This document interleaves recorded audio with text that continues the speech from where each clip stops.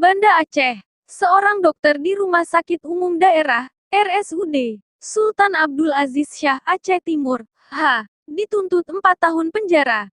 Dia dinilai bersalah melakukan pelecehan seksual terhadap seorang pasien di ruang pemeriksaan.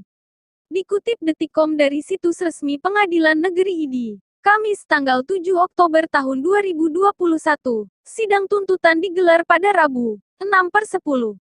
Tuntutan terhadap H dibacakan Jaksa Penuntut Umum, JPU, Kejari Aceh Timur, yang terdiri atas Heri Arfan, Cherry Arida, dan M. Iqbal Zakwan.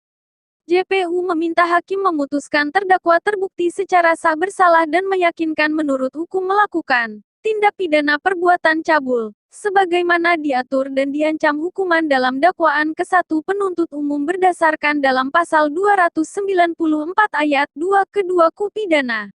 Menjatuhkan terdakwa dengan pidana penjara selama 4 tahun dikurangi selama terdakwa menjalani tahanan kota dan dengan perintah agar terdakwa segera ditahan, kata jaksa. Untuk diketahui, kasus dugaan pelecehan seksual bermula saat korban HJ, 20, datang ke rumah sakit untuk operasi tumor payudara yang dideritanya pada Selasa, tanggal 2 Juni tahun 2020.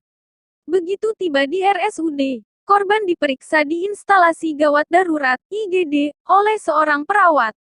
Korban kemudian dibawa ke ruang rawat inap. Tak lama berselang, HJ dibawa ke ruang pemeriksaan menggunakan kursi roda. Ketika H hendak memeriksa korban, alat yang digunakan tidak berfungsi. Dokter H lalu menyuruh perawat meninggalkan lokasi dan menutup tirai. Saat itulah diduga terjadi pelecehan seksual. H diduga memasukkan jarinya ke organ intim pasien.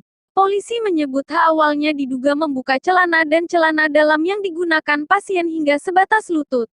Dokter tersebut kemudian diduga memasukkan salah satu jarinya ke organ intim pasien.